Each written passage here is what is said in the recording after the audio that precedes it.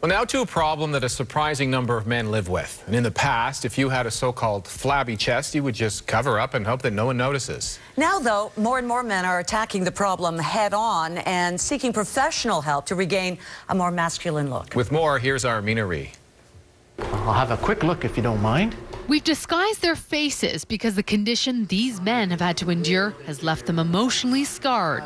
And they kept getting bigger. Like I said, in the last 5 years, they've grown even more. I didn't have a word for it, but all of my classmates did.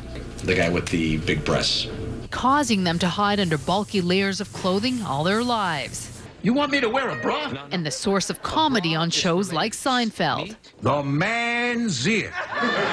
Amidst a sea of derogatory names, the proper term is called Gynecomastia. Literal translation, female breast. Medically, I think of it as being breast tissue. These are the mammary glands. These, in women, are what enlarge and produce breast milk. They're sensitive. If I press my chest up against a wall, it hurts. According to surgeons, up to 40% of men are afflicted with the condition.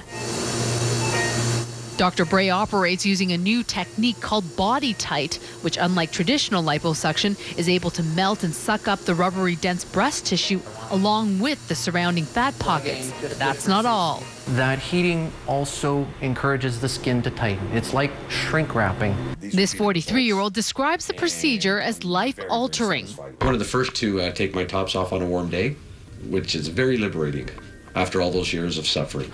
Most patients develop gynecomastia during adolescence when the hormones are in fluctuation. Now, if gone unchecked, it can become exacerbated after the age of 25 when testosterone levels normally begin to fall.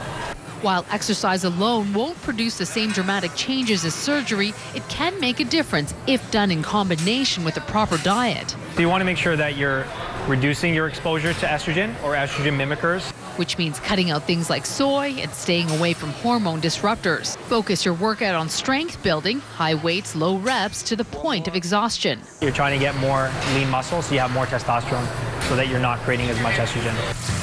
Absolutely the greatest thing I've ever done for myself. Men are choosing not to suffer in silence anymore. Mina Ree, Global News. Still ahead on the news.